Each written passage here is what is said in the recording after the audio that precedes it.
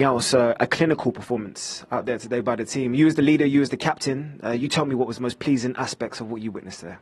I think the way we played, I think you saw the motivation, the energy straight from the start. To be back in this competition is huge for us as a club, and I think you saw that on the pitch today. We really enjoyed it, and we played a good game. Of course, some things we can still improve, but it was a solid performance and a great start to the competition.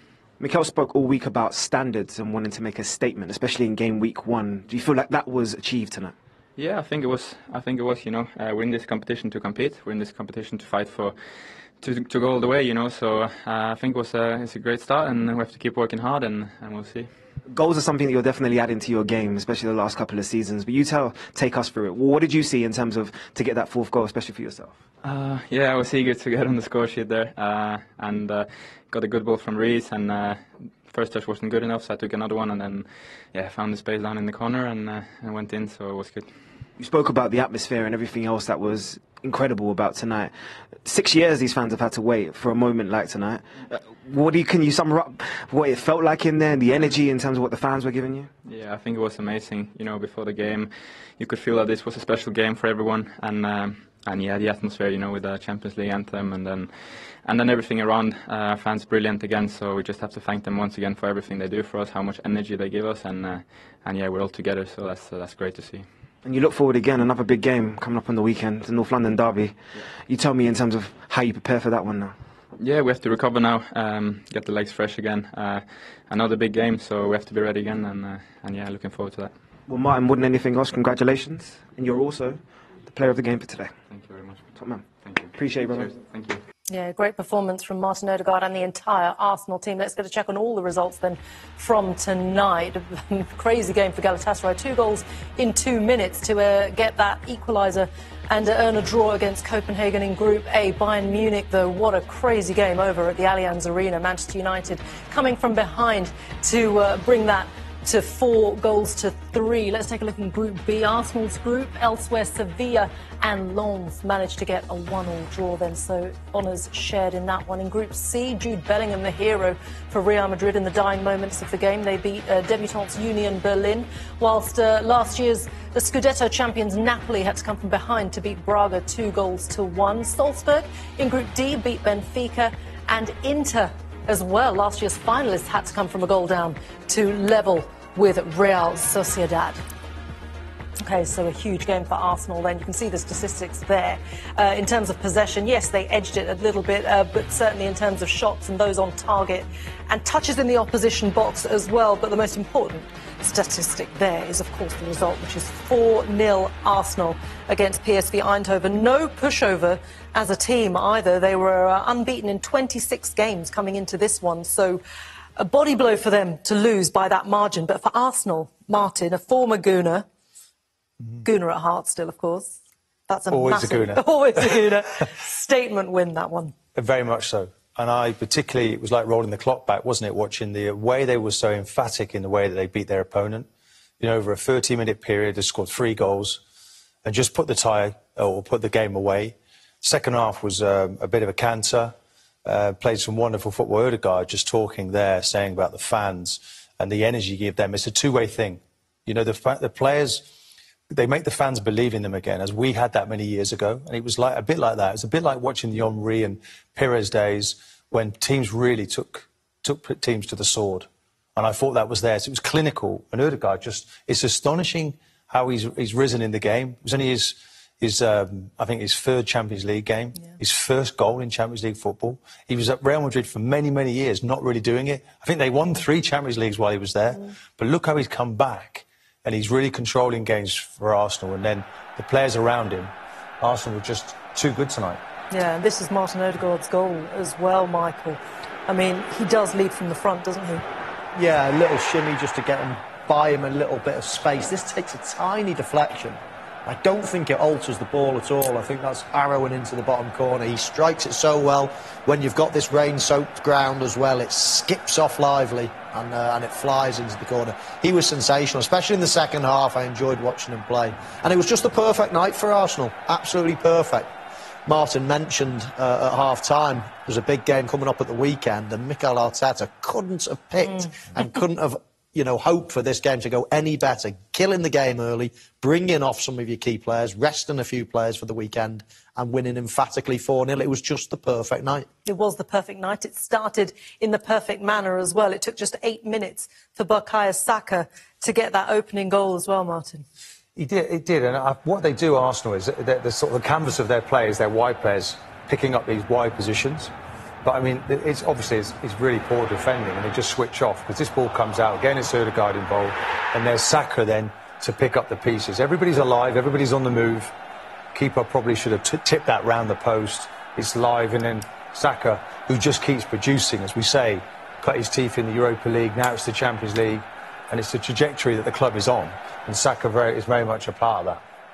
Yeah, and Leandro Trossard as well. Look, he had a hand in pretty much everything good that happened with Arsenal today. Scored the second goal as well, created the third for Gabriel Jesus. It's his positioning, it's his finishing, it's his vision, it's everything, isn't it? He really has it all. Yeah, he's a classy player. He came on at the weekend against Everton and scored a fantastic finish. Yeah. And that confidence has probably rolled over into this game. He had a lot of space in the first half in particular, and he utilised it so well. I mean, he had a big... His was the final say in this one, but then he had a big hand as well in the third goal. He's checking his shoulder, he knows what's around him, he just slows his speed down.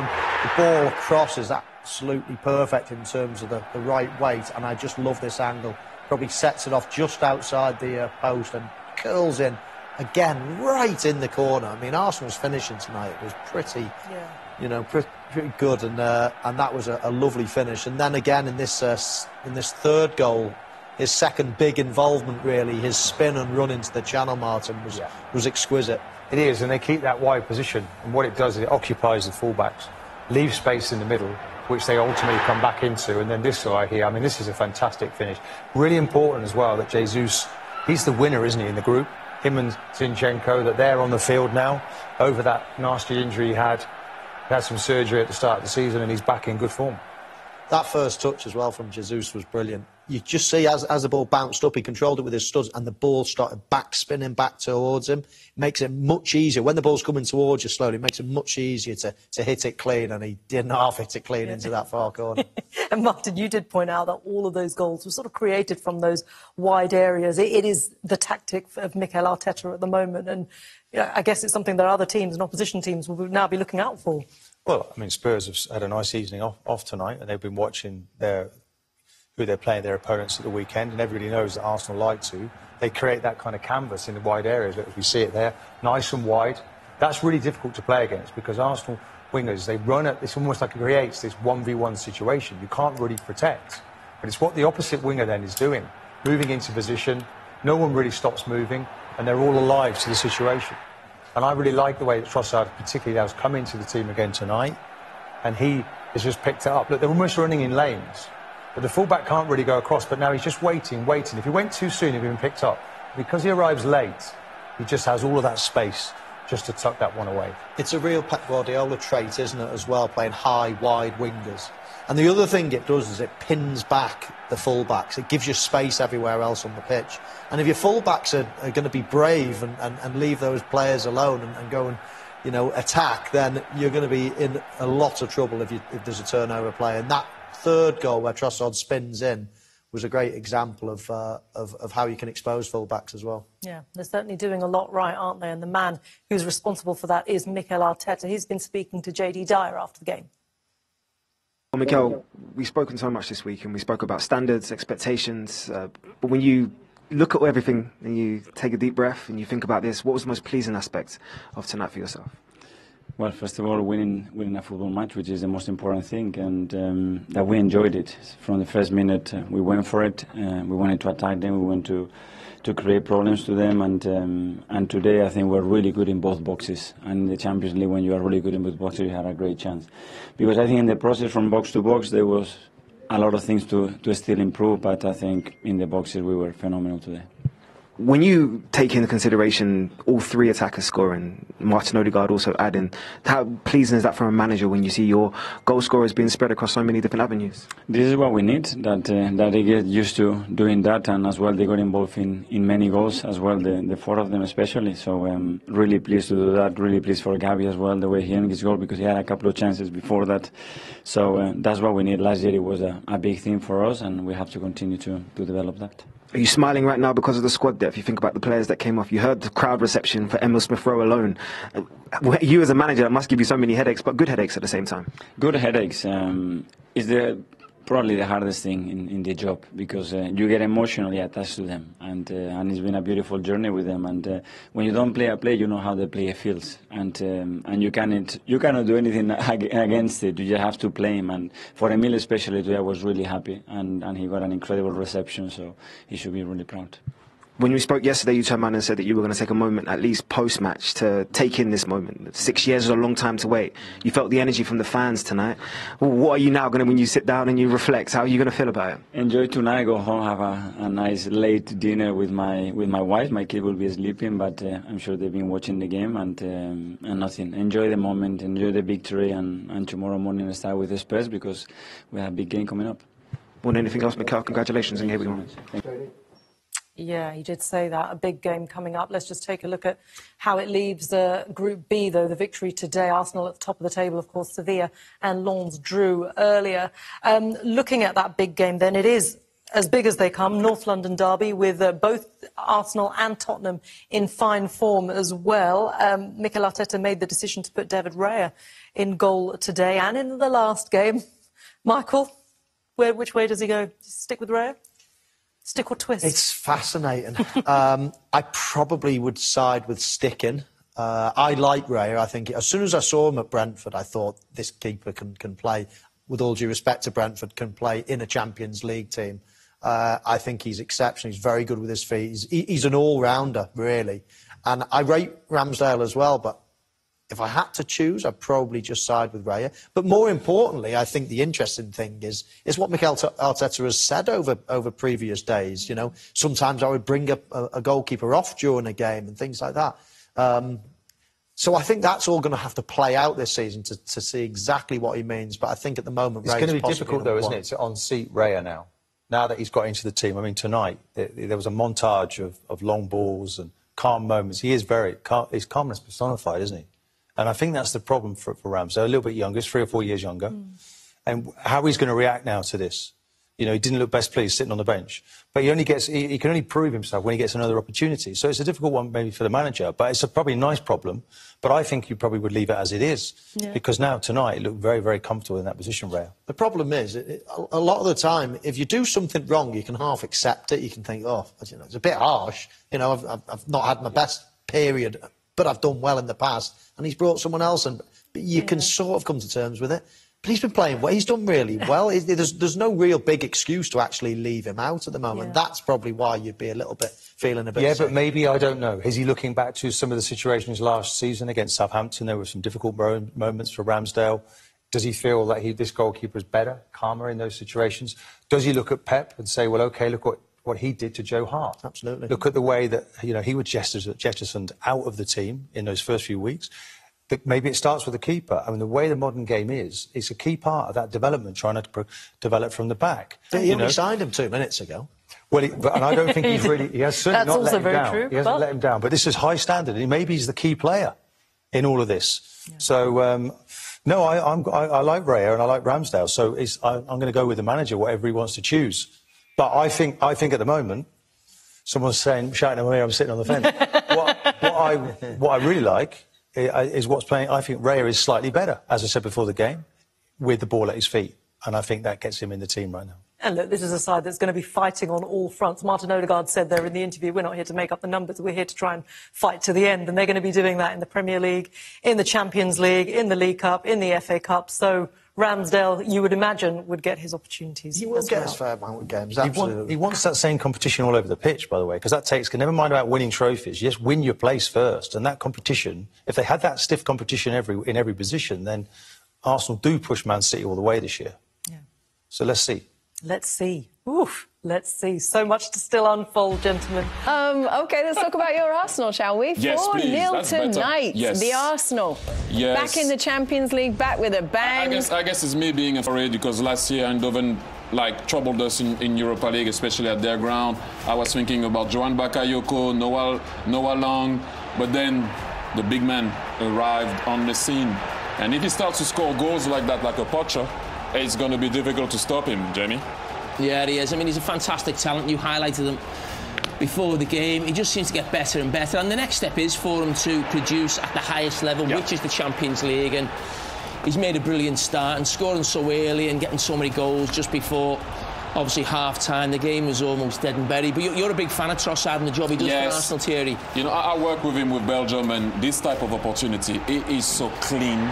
You know, when he has to finish, when he has to cross that ball, you're going to see it on the third goal. The way he takes the ball, the one-twos, the way he works in and around the box.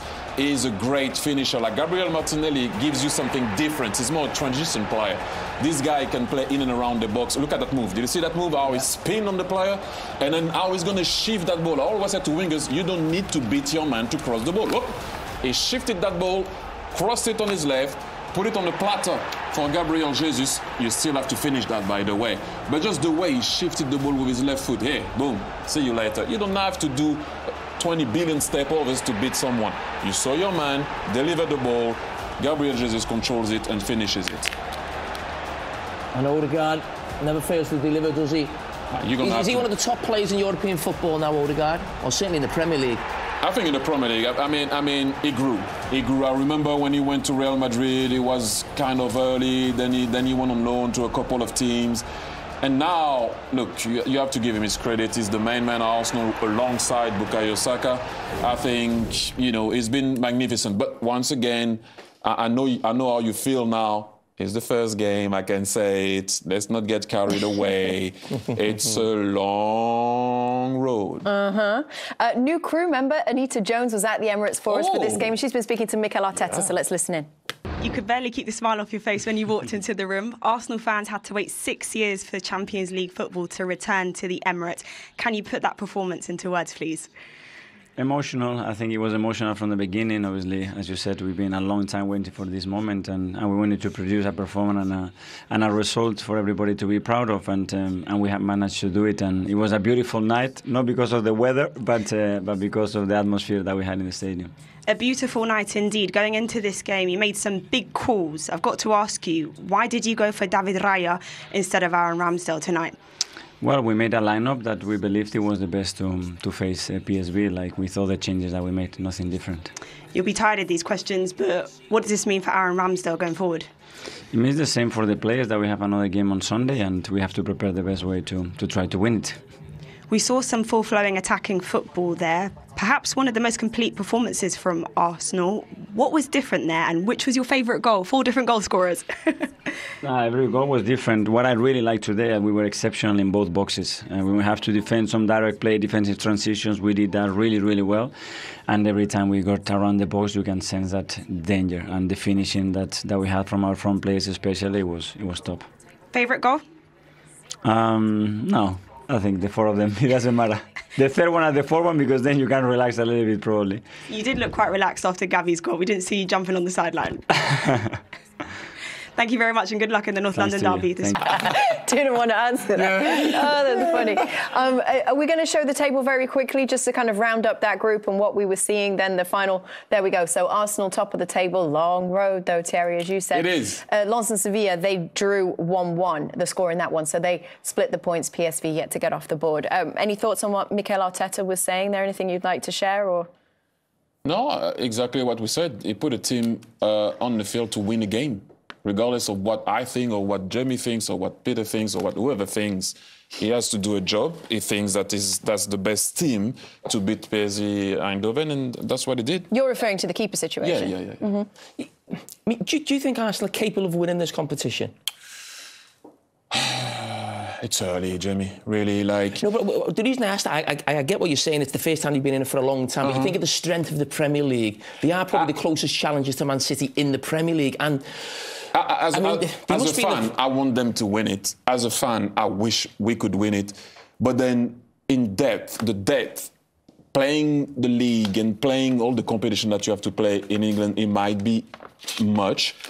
But if you said to me that Inter Milan was going to go to the final last year, I would have said no right from the start. If you said that Milan was going to go to the semi-final, I would have said no. If you said to me also, although I was playing for Arsenal, with that team, we went to the final in 2006, I would have said no the way the season was going. But we went, so you got to believe. You never know what can happen. You have teams that are way ahead in terms of what people would say in terms of being in the competition, playing already big games in that competition, winning it already. So those guys are ahead. But as you know, if you go through the group stage, who are you playing? Are you on the right side of the draw or not? Because I don't have anything against Italian teams, but last year they were on the right side of the draw, whatever people are saying to me. So that also matters. But as an Arsenal man, I would love them to win it, obviously. Real Madrid is another team that's always considered one of the favourites, right, when it comes to Champions League. They got a win today against Union Berlin, playing at home in Spain. Union Berlin. My German pronunciation isn't quite what Jamie's is, but, you know, I give it a go. Union Berlin. I was thinking more of Viel Glück im München. Welcome back, everybody, to our Champions League coverage. Arsenal back in the Champions League, 4-0 win, made quite the statement tonight. We're going to take you out to the Emirates, where, as promised, Gabriel Jesus is joining the show. Fantastic to have you. I'm going to hand it over to Thierry, who I know you've got something to say. No, I do have something. First and foremost, congratulations, Gabi. I'm very happy to see you scoring goals and being back on the field. But can you explain to people how difficult it is to be injured and watching your team play? And just if you fast forward now, scoring that goal, and especially the one I love is the one against Man United when you put the defender down and you finish. Can you explain? Yeah. You know, it's so hard, you know. You guys played the game, you know. I had some injuries in my career, and then was bad time always. But obviously I tried to be strong in my mind, to come back as quick as possible and stronger. And it's not easy to watch, you know, and you want to play all the time. But at the end, you have to go for the challenge, you know. That's the life, football players' life is like this. And also, yeah, it's good to score goals. I love to score goals. I try. It was a good goal against you. We're looking back on what a first half that was for Arsenal against PSV. I mean, 3 goals up. It only took them 8 minutes. Michael, Bukayo Saka is the boy of the moment as well, isn't he? We're talking about Jude Bellingham in the last one, but Bukayo Saka, what a player. Yeah, it's just perfect, isn't it, for Arsenal? The perfect start, settle the nerves, an early goal, an opposition that are playing risky football, let's say. Saka just cutting in from his favourite right wing there onto his left foot. 2 defenders just watching, Martin. I don't think you'd be too happy with that if they were your teammates, and it's a lovely, almost a bounced finish from Saka. No, really poor defending here. See the fullback, it just goes to sleep. Saka keeps his run on and everyone just stops. Belikochop as well doesn't react, and it's a really poor goal to concede, but Saka is the man, isn't he, at the moment? Yeah. And Trossard is another one who I've been immensely impressed with. Only his second start of the season tonight. And he scores a wonderful second goal. This is a flowing move here. Jesus striding with the ball. It's really good decision-making at speed. And look at this ball just rolled across, Michael. You'd love this. It's a delicious little ball across. And it's just begging to be hit. And it's swept into the corner. But his movement here, Trossard, just patient, following the attack. And it's done in a measured way. Good movement there from Jesus. And it just clears out the space. He's just got time to look at this, picks his spot, and just puts it right in the corner, sweeps it away. Yeah, that was on 20 minutes. I love that angle. I mean, literally skims the post. He makes it look so easy. Yeah. And Martin mentioned his movement. He didn't have to move much for that goal, but this second goal was all about his movement. We'll see it on the replay here, but here he is on the left wing. Again, just chopping, changing, floats a lovely ball over the top, and it's a nice touch from Jesus and an unbelievable strike. But look at this, just watch his movement there. The little spin, he's onside, and then he's away. Again, though, Martin, I mean, no one's stopping the cross, no one's stopping the shot. No, but, I mean, look how he measures the cross. Picks it, I mean, Jesus hits that like an arrow. I think that's 4 goals now and 11 assists from Trossard. 20-something million they bought him for. Since he's been at the club, I mean, he's looking like really good business. And that's what it's about. It's about the squad.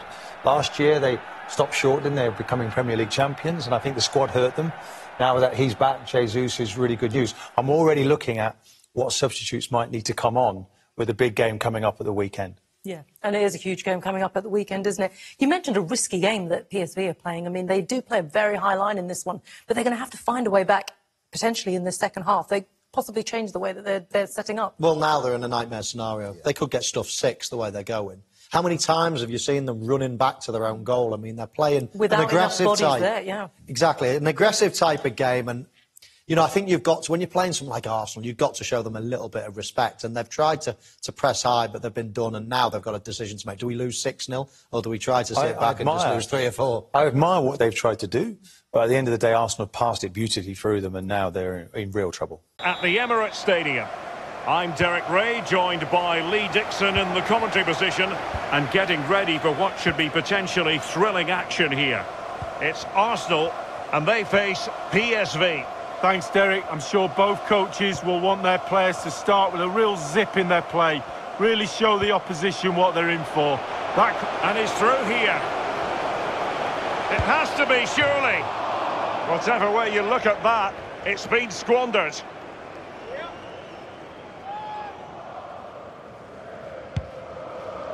And so the starting 11 for Arsenal. Bernd Leno begins in goal. Thomas Partey starts with Granit Xhaka in the centre of the pitch. And the starting role in attack is handed to Alex Lacazette. Oh, what an opportunity. He's got to score. And it goes! An early opening statement in this match. And look at the celebrations. Well, here it is again, and all the credit goes to the goal scorer. But you have to ask questions about the keeper. He's got to have that covered for me. No wonder he's frustrated with himself.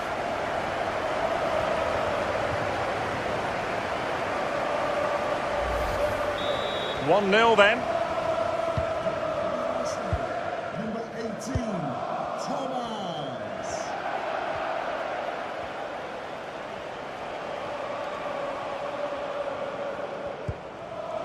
Well, a good tackle.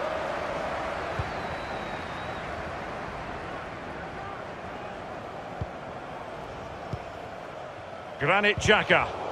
Possession lost, intercepted.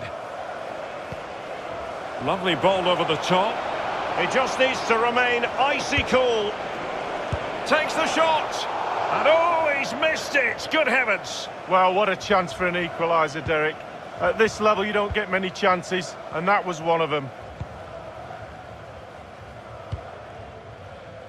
Thomas.